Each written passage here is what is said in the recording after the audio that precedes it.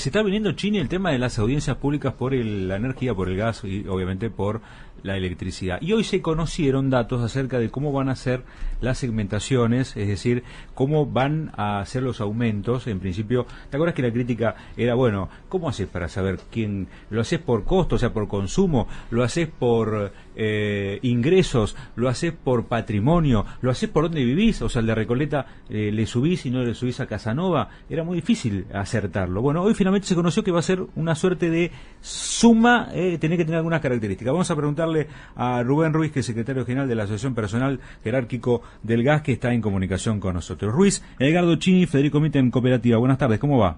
Buenas tardes, ¿cómo le va? Muy bien. Muchas gracias por atendernos, Ruiz. No, por favor. Bueno, hoy hubo algunas novedades con relación a ese tema. ¿Qué saben ustedes al respecto del tema de segmentación y sobre todo, bueno, aumento de tarifas en el gas, ¿no es cierto? Bueno, en principio, el universo que se busca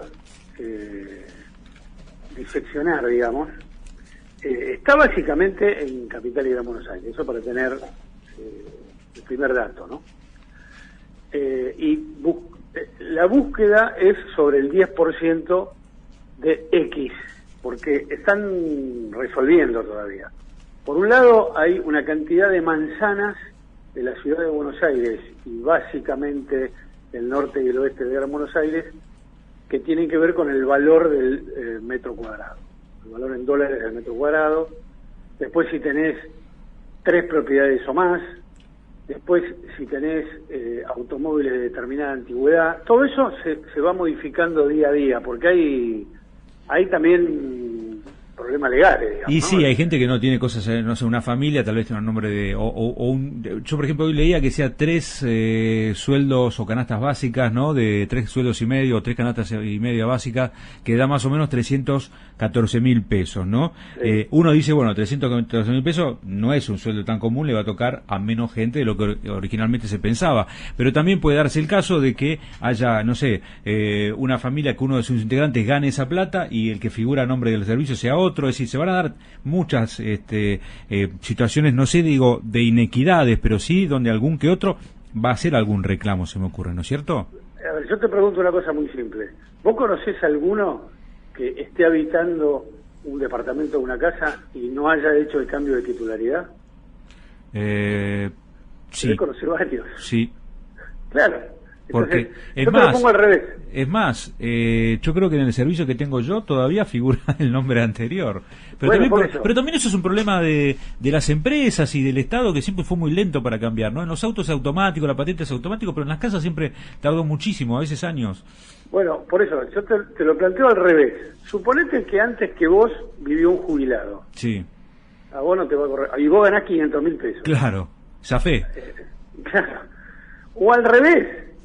Vos sos jubilado, no hiciste el cambio de titularidad y el que estaba antes ganaba 500.000. Sí, y ahí pusieron un edificio, se está consumiendo un montón y uno no, claro. Bueno, entonces, digo, es muy complejo esto, pero de alguna manera hay una especie de conciencia colectiva, porque acá hay mucho barullo respecto a que no se pueden cobrar más impuestos, tarifas, todo. Pero me parece que hay una especie de conciencia colectiva bastante masiva, de que hay un sector de la población a los cuales se está subsidiando sin necesidad de subsidiar. Esto es así. El problema de eso es ubicarlo. El otro día un funcionario me decía, Barrio Norte. Muy bien, le digo. ¿Y los porteros de Barrio Norte? Claro. Pero ¿cuántos estudiantes hay que vienen a Capital a estudiar y que no tienen un mango? Y uno dice, bueno, ¿cómo está ahí? ¿Qué pasa con los inmuebles alquilados, no? ¿Quién paga ahí? ¿El dueño o es muy jorobado eso? Bueno, cuando vos alquilás, el bien está registrado a nombre del dueño. Vos tendrías que hacer el cambio de titularidad, eso lo dicen los contratos de alquiler. Sí, pero nadie lo hace eso. Pero muy pocos lo hacen, muy bien. Entonces, todas estas situaciones, para bien o para mal, porque la otra que yo te dije, de que a lo mejor vos ganás 500.000 pesos y vivís en una casa a nombre de un jubilado, te beneficia a vos que ganás 500.000 pesos. Vos no vas a decir nada. Pero al revés sí van a saltar. Entonces, es muy complejo. Yo creo, en mi opinión personal, que hay que empezar de alguna manera y también hay que presionar al Estado para que use todas las herramientas que tiene, porque cuando vos debes algo, vía AFIP, ANSES, esto, lo otro, qué sé yo, te agarran enseguida. Cuando vos, ciudadano común, debes 10 pesos, bueno, te caen todos. Rubén, Edgardo Chini, ¿cómo te va? Buenas tardes. ¿Cómo andás? Bien, bien. Queremos decir que estamos hablando con Rubén Ruiz, que es, como recién lo presentaba Federico, secretario general de la Asociación Personal Superior de Trabajadores Jerárquicos del Gas, una entidad sindical. Y estamos hablando con un dirigente sindical que trabaja fuertemente en lo que son las audiencias públicas, ¿no? Y lo remarco también porque está bueno que los gremios vayan incluso mucho más allá de lo que implica solo la defensa de los intereses de los trabajadores, o si querés, la defensa de los intereses de trabajadores en su sentido más amplio. Algunas de las cuestiones que marcaba Rubén, esto no es menor, la cuestión de que estamos discutiendo CABA y GBA, más allá del rol que a veces es nada más que performático de las audiencias públicas, pero el gas se está discutiendo en el orden nacional y hay muchos que pagan muchísimo más, ¿no?, que los ciudadanos porteños en su amplio sentido. Sí, y además quiero decir una cosa, la última audiencia es sobre la segmentación, tanto de gas como de luz, pero las primeras, sí, que es la más peligrosa, sí, tiene que ver con el valor de el gas y el valor de la generación de la luz. Exactamente. El día pasado tuve la posibilidad de entrevistarme con la titular del ente, que mi Alzheimer galopante me va a impedir recordar el nombre, y me decía algo, digamos, similar a lo que vos estás marcando, porque lo que se tiene que definir es el precio, ¿no?, del gas, de la energía en general, del combustible en general, y a partir de ahí vendría el tema de la segmentación. La alarma, a ver vos qué opinás al respecto, es que de todas maneras los subsidios del Estado van a seguir existiendo, ¿no? ¿O me equivoco? Bueno, en el caso de la segmentación, la segmentación de gas, hablo, la idea es que ese 10% de usuarios reciba el precio pleno del precio de gas. Porque lo que acá está subsidiado no es el transporte y la distribución de gas, sino el precio de boca de pozo. Entonces, hoy el usuario paga unos 50, unos 60, unos 70 dólares por cada 27 metros por metro cúbico y va a pagar 5,80 dólares. Entonces, y estamos hablando del 45% de la factura. Claro. Lo que pasa es que también hay que admitir que estamos pagando poco, ¿no? A mí me viene 200 pesos de gas en mi departamento, casi que me da vergüenza. El café que tiene Chini acá en la mesa le costó 300. Entonces, hay también un tema de fase, que el problema es cuando esa cosa se acumula y viene todo de golpe, ¿no? No sé si tendría que ser un sistema tal vez más automático, que no se atrase tanto, ¿no? Porque si no después duele mucho, pero también uno tiene que admitir que estaba pagando poco. Bueno, ahí hay un problema que es, yo por ejemplo, soy testigo de vecinos que uno paga 600 pesos y el de al lado paga 4.000. Esto se está verificando en muchos lugares, tanto en el gas como en la luz, más en el gas que en la luz. Hay un problema que viene de arrastre y que es, ustedes lo pueden verificar en su propio barrio, te vas a encontrar con gente que paga poco y gente que paga una exorbitancia y viven al lado. Y no es que uno tiene 5 pibes y el otro es soltero. Sí, uno piensa que quizás lo que se hay que hacer es copiar bien algunos estados, algunos gobiernos y algunos países que han resuelto estos temas, ¿no? Porque se suma a otra de las asignaturas pendientes que la democracia argentina, y después nos pasan las facturas a todos por estas faltantes, por estas asignaturas pendientes, no termina de resolver. En medio de todo esto, Rubén, estás discutiendo paritarias, o sea, estás discutiendo el salario y las condiciones de empleo de los trabajadores.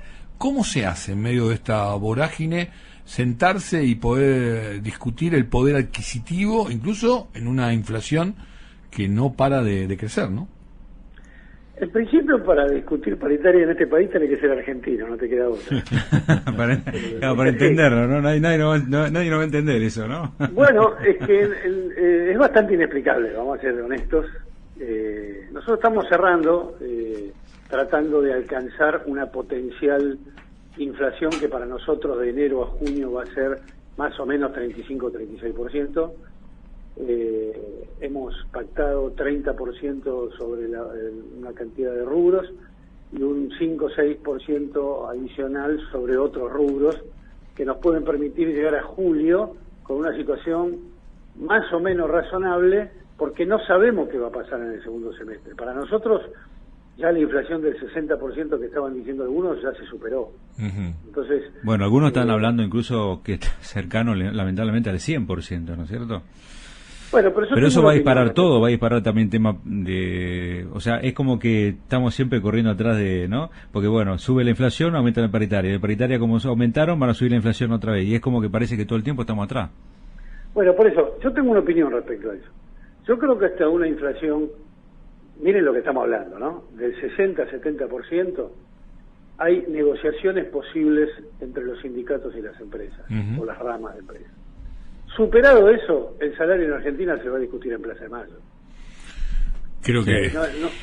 No va a haber... Rubén, más claro imposible. Otro día la seguimos para hablar de temas estrictamente, ¿no?, de los trabajadores, ¿no? No, aparte para continuar, para ver si realmente llegan a un acuerdo y se homologa en el Ministerio de Trabajo, ¿no? Sí.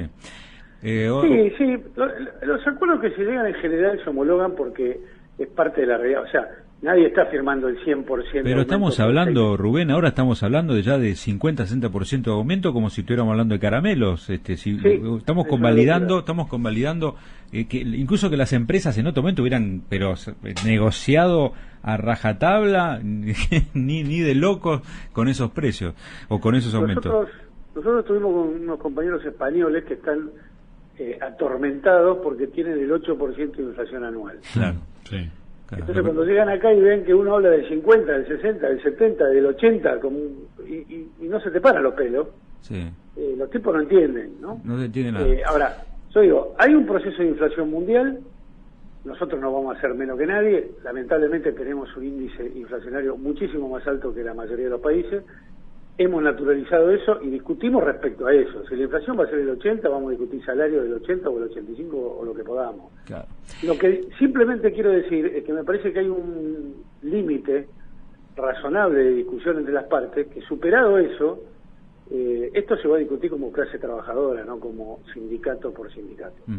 Esta es mi opinión, me puedo equivocar, pero lo veremos en el segundo semestre y creo que vamos hacia eso, lamentablemente. No veo en el gobierno ninguna herramienta posible para bajar la inflación del 6-7% al 3%. Yo hoy no la veo. Rubén, y no es por culpa de los trabajadores, ¿no? No, claro, por supuesto. Rubén, muchas gracias por esta comunicación. Le mandamos un saludo grande. Gracias a ustedes por esta comunicación también. Hasta luego. Rubén Ruiz, secretario general de la Asociación del Personal Jerárquico del Gas, hablando de audiencias, de paritaria, de todo lo que hay que